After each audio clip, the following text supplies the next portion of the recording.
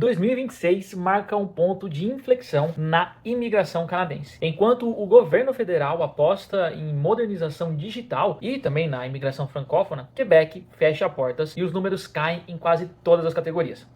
E também promessas de transparência se transformam em atrasos deliberados de dados. Entre 2026 e 2029, o Canadá ele pretende consolidar um novo modelo migratório, mais tecnológico, mais seletivo e mais direcionado. A pergunta é: estamos vendo uma recalibração estratégica que vai funcionar ou somente uma política de imigração que promete muito e entrega pouco? Vamos analisar o que está acontecendo e o mais importante, o que isso significa para a prática, trazendo resultados para você. Vamos começar por Quebec, a província que sempre trilhou um caminho particular dentro do mosaico canadense. Primeiro, eu vou dar só um panorama geral que foi abordado na parte 2, no vídeo anterior, se você não deu uma olhada. Só para você também não ficar perdido nesse vídeo aqui. Se você quiser ver, dá uma olhada no outro lá que tem bastante coisa legal. Mas termine esse aqui primeiro. O novo plano plurianual para 2026 até 2029 propõe 3 possíveis cenários de admissões anuais de residentes permanentes. Primeiro 25 mil, depois 35 mil, depois 45 mil. E em todos os casos, os números representam reduções significativas em relação aos níveis atuais e também, se eu não me engano, aos anteriores, né? E esse movimento não acontece no vácuo. Em 2024, o Quebec recebeu quase 160 mil imigrantes, a maioria residente não permanente. E começou, inclusive, em 2025 com cerca de 617 mil residentes temporários na província, incluindo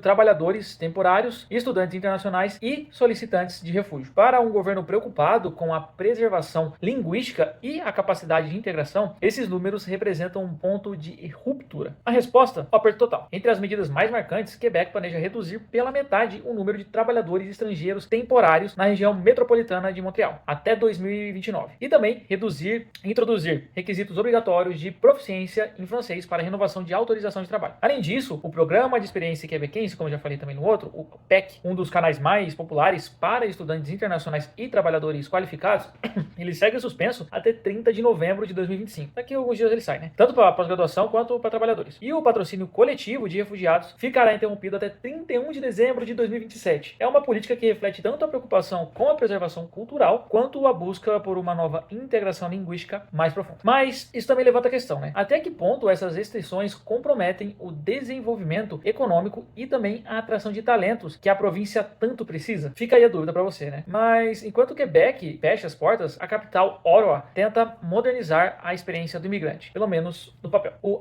IRCC, o órgão federal responsável pela imigração, IRCC, né, que é o órgão responsável tanto pela imigração, cidadania e refúgio, ele avança com um projeto ambicioso, a transformação digital da imigração canadense, através do programa de modernização da plataforma digital, ou DPM, que eu nunca ouvi falar. Enfim, foi lançado oficialmente em 2024 e o programa vem unificando os sistemas e criando uma conta online centralizada, onde todos os serviços migratórios poderão ser acessados em um só lugar. Até agora, mais de 51 mil pessoas já usaram esse novo sistema para solicitar vistos de visitante e mais de 9 mil canadenses já renovaram os seus passaportes inteiramente online. A primeira vez na história que isso é possível. A partir de 2025, o governo iniciou também testes de vistos digitais com nacionais marroquinos residindo no Marrocos, né? Marcando também o primeiro passo em direção a um ecossistema migratório totalmente eletrônico, que teoricamente seria mais seguro, rápido e transparente. Pelo menos é o que eles prometem, né? Essas mudanças, elas não se limitam à interface. A própria comunicação com o público está sendo redesenhada. O IRCC, ele anunciou novos sistemas de gerenciamento inteligente de consultas, integrando análises preditivas, automação e inteligência artificial para responder com mais rapidez e precisão às dúvidas dos candidatos. O novo sistema de gerenciamento de casos, ele deve ser lançado, se eu não me engano, no inverno agora de 2026, começando com o programa Canadian Experience Class, ou SEC, do Ex-Present. A promessa é reduzir os tempos de processamento, aumentar a transparência e também melhorar a experiência geral. Em resumo, o Canadá está digitalizando não apenas os seus formulários, mas a própria experiência do imigrante. Uma revolução, digamos que silenciosa, que deve transformar completamente o relacionamento entre o governo e aquelas pessoas que estão vindo aqui, ou até mesmo os recém-chegados nos próximos anos. Mas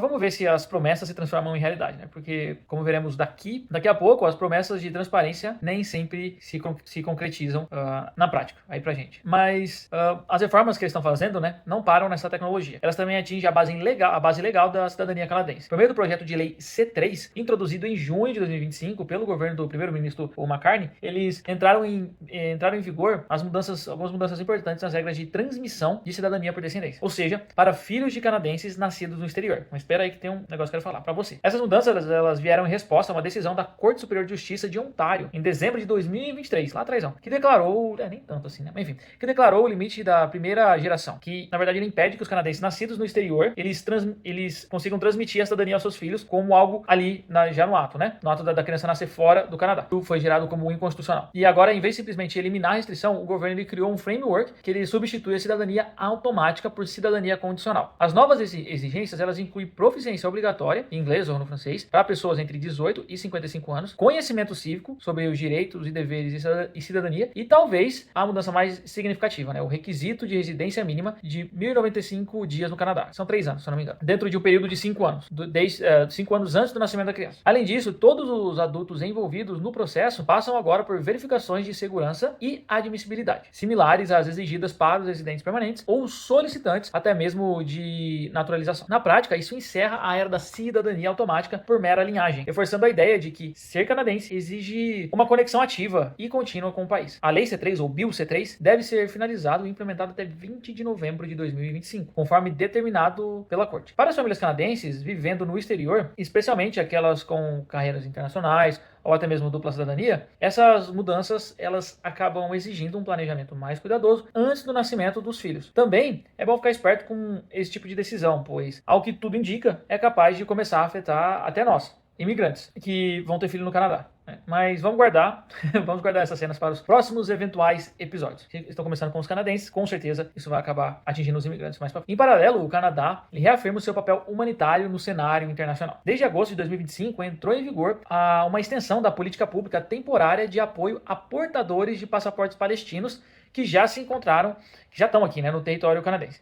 Durante um ano, até 31 de junho de 2026, esses indivíduos eles podem estender os seus status temporários sem custo e solicitar autorizações de trabalho ou até mesmo estudo abertos, né? Garantindo proteção e estabilidade, enquanto a situação no Oriente Médio permanece instável por enquanto. Até julho de 2025, mais de 1.750 pessoas que saíram de Gaza passaram por triagens de segurança e foram aprovadas para vir aqui ao Canadá. Esse tipo de medida reflete uma característica que sempre marcou a política migratória canadense, que é uma vocação humanitária mais presente, mais forte, mas também ultimamente, está acabando levantando algumas questões sobre prioridades.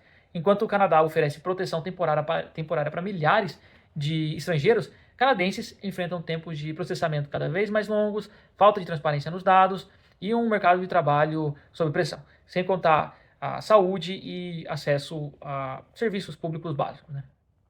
E é justamente na questão da transparência que o governo enfrenta as suas críticas mais pesadas. O IRCC, ou IRCC, acho que eu estou falando certo em inglês, enfim, foi alvo de questionamentos intensos por atrasar por meses a divulgação dos números oficiais de imigração referentes ao primeiro semestre de 2025 agora, né?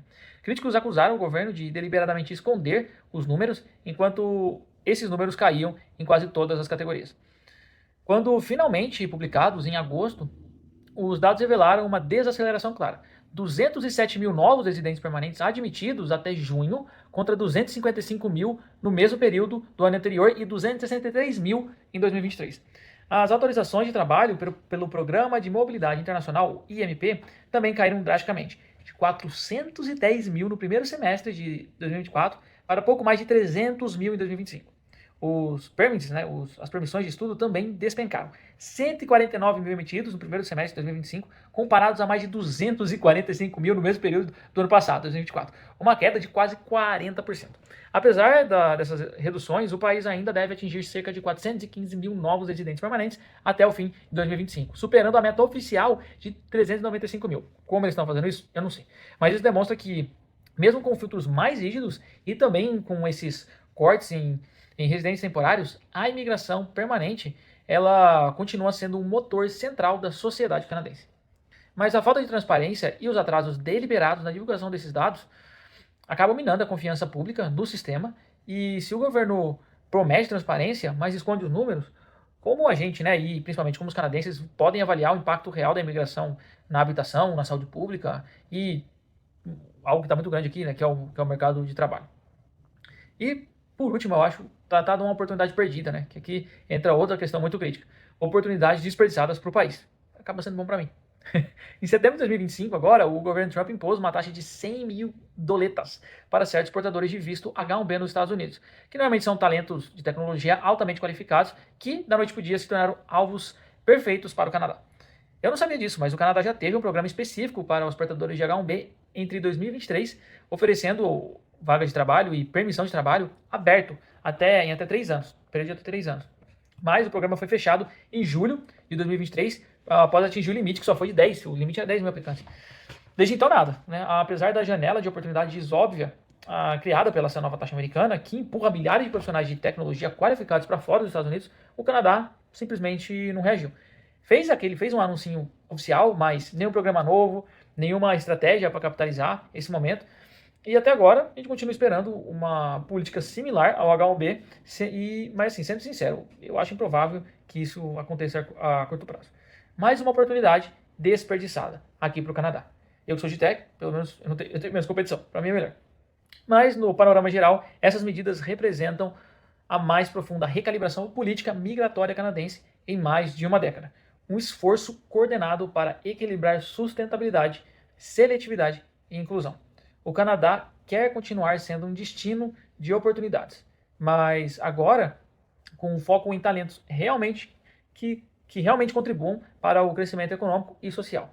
E também em políticas que garantam que esse crescimento seja sustentável e equilibrado. O discurso é que entre 2026 e 2029 o país deve consolidar esse novo modelo, mais tecnológico, mais direcionado, mais transparente e, ao mesmo tempo, fiel à sua identidade de nação acolhedora e diversa. Mas é aqui que eu vejo o padrão que me preocupa. Muita promessa, pouco resultado concreto. Quebec promete integração, mas fecha portas. Ottawa promete transparência, mas esconde dados por meses. O governo vê uma oportunidade clara de atrair talentos do H-1B dos Estados Unidos, mas não faz nada.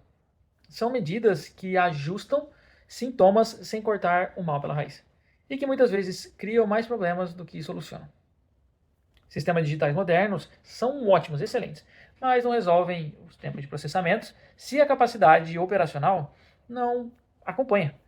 Exigências mais rigorosas para a cidadania por descendência podem ser justas, mas também complicam a vida de milhares de famílias canadenses no exterior e futuramente a nossa, com certeza.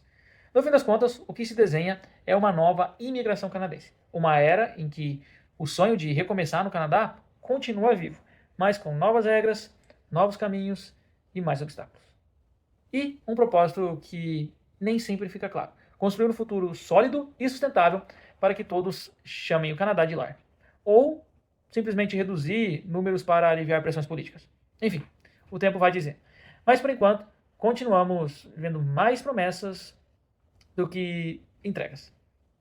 Falando um pouquinho livre aqui, e nesse final de 3 episódios grandes sobre as últimas atualizações do Canadá, a gente vê cortes na imigração, cortes nos vistos de estudo, cortes em visto de trabalho, uma grande alteração no programa de trabalhador temporário. Temos tudo isso e ao mesmo tempo a gente tem o governo batendo metas de imigração mais do que já prometido, né? Tudo isso por algumas coisas: refúgio, o francês, coisas desse tipo. Se você quer vir para cá, ainda aconselho, o Canadá é muito bom, mas você tem que se adaptar. Se você não se adaptar, você vai ficar para trás. Se você ainda quer vir aqui fazer um college, simplesmente você não nasceu na época correta, ou você não está querendo vir na época correta.